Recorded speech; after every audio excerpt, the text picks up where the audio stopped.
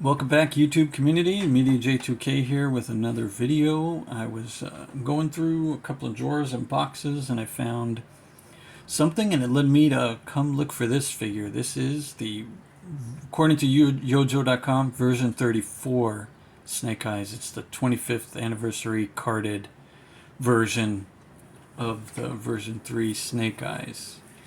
As you can see, it's, the more articulated one with the night gear goggles that the original 1989, I think it was, version 3 figure obviously didn't come with, but that was a nice added touch.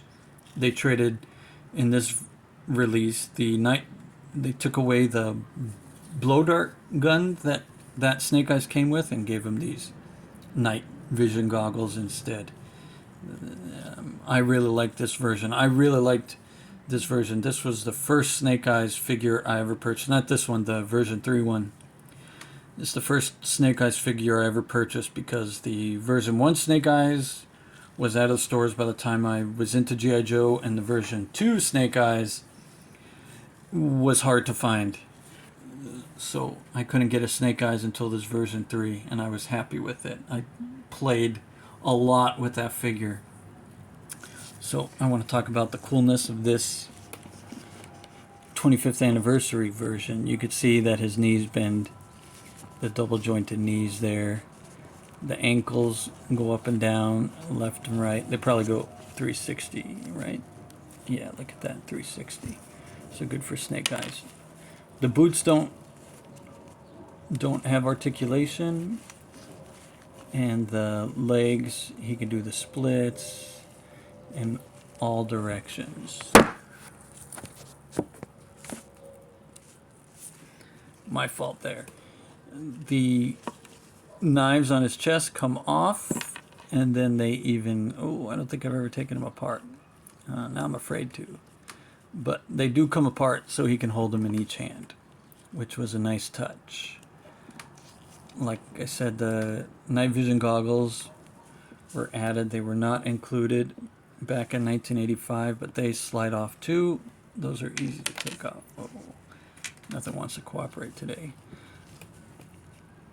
The 3-prong nunchucks, I don't know if that's what you call them. They're probably just regular nunchucks, and this is just supposed to be the cable that joins them. But they're a little oversized. They were oversized in the 1989 figure too.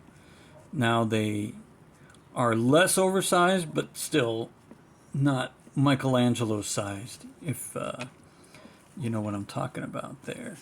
It's the same backpack, same exact backpack, just this one's in gray with the same sword, except they saved money and did not slice out those holes that were on the 1989 version.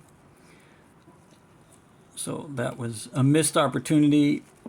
And the 1989 version had a hook here on the waist, and instead for this update they added this extra belt that he wears on his shoulder for some reason, and then you can hook on his silenced Uzi on there, just like the 1989 figure. But the update was supposed to make it better. I don't know if it really did, because now this belt just floating on his shoulder seems really out of place. Let's take those knives off of there. As with all these 25th anniversaries, the articulation was improved upon. The wrists, the very first of the no molds that came out in that 5-packs, it was the version 1 Snake Eyes, if I remember correctly, and my son was playing him and both of his hands broke off at the wrist. So my son wasn't allowed to play with this one because I didn't want to lose this one's hands also. But the Uzi comes off with the silencer. The silencer is a little thinner. The Uzi proportions seem a little bit more incorrect. It seems like they made it bigger though to proportion better with the figure, but itself seems like the proportions are a little off. I don't know. The magazine's a little extended, which is okay, but let me do it this way. But it just seems like the silencer is too thin for an Uzi. That's what it seems like. And the hook looks like it could fold, which I guess would be okay in real life. I guess you could fold it back on itself in real life to get it out of the way. But since Uzis are usually held, you know, enough away from you, not sure that the hook would cause any trouble in combat. So let's hook that back on there. Oh, before it doesn't want to anymore. And one of the reasons I pulled this figure out is, oh, and another added feature they put on this figure that wasn't on 1989, or if it was, obviously it wasn't as enhanced. These carabiners right there on his waist. I don't know if you could see them well enough. There we go. The carabiners right there and right there. They don't come off. They're permanent. But it would seem like you could put cables or ropes in there so he could scale Cobra Tower there in New York City like he did in the Snake Eyes trilogy, where this suit first appeared in the Marvel Comics. It was issues 94, 95, 96, and 94 he was in the dungeon at Castle Destro being tortured by the Payne brothers, but before they could start torturing him, he was able to break free of his chains and fight them. They did manage to harm his face after it was recently restored in a previous issue. So unfortunately, you know, Snake Eyes still has a damaged face. But you saw each of the brothers were wearing a portion of this costume. Snake Eyes got into a fight with them. I'm sure they were all sweaty. He was sweaty. He ripped off whatever loincloth they had wrapped around him, and he put on the Payne brothers' clothing, the pants, the shirt, and the mask. It's, you know, back when I read it the first time, I was thinking, well, that's kind of gross. And now that I'm saying it again, it's still kind of gross. But he was desperate, and I'm sure as soon as he got back to the a safe house with the rest of the Joes, he took a shower and got his new uniform all washed up.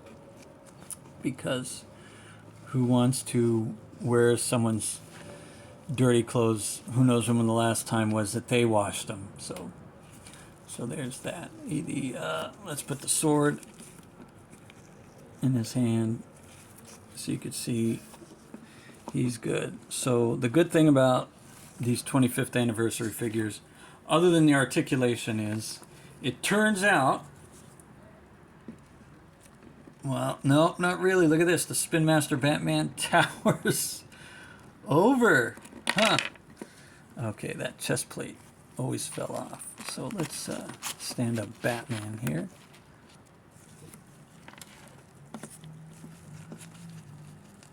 And stand up Snake Eyes. Full height. Yeah, look at that. You know, Batman still towers over him, okay? I don't know that is how it is in real life. In the Fortnite comic, they seem to be better height-wise to each other, comparingly to each other. So this will work for display purposes if you put them in a fighting pose. But side by side, the scales are not the same. Yeah, I don't have my ruler here, but I'll have to find out how tall Batman is compared to these 25th anniversary G.I. Joe new molds. So that's all I have. I wanted to... There's like a follow-up to the first video I made with these Spin Master figures. I happen to have 3 3/4 inch re-release of Snake Eyes that came in the comic 3-pack with Storm Shadow, and it was the Commando 3-pack, Storm Shadow and Lady J. That video had that pack, and I compared it with this Spin Master Batman, and it was obviously not to scale. But now putting the new mold 25th anniversary figure next to Batman, still not to scale. So let's try this.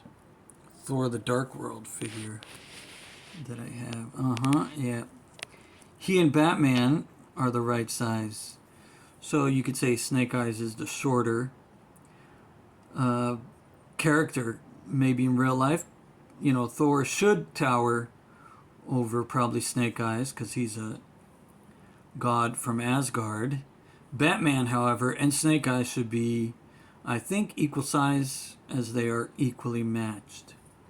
It would seem, if they're not the equal size, that Snake Eyes does have an advantage over Batman if he's able to stay fighting toe-to-toe with Batman for as long as they can. Alright, so thanks for watching. I'm going to be making more of these shorts as I just pick through my figures. Here now I got this nice space I can record. And if you like, share, and subscribe, thank you for that. If not, thank you again just for watching. Have a great day. Yo, Joe.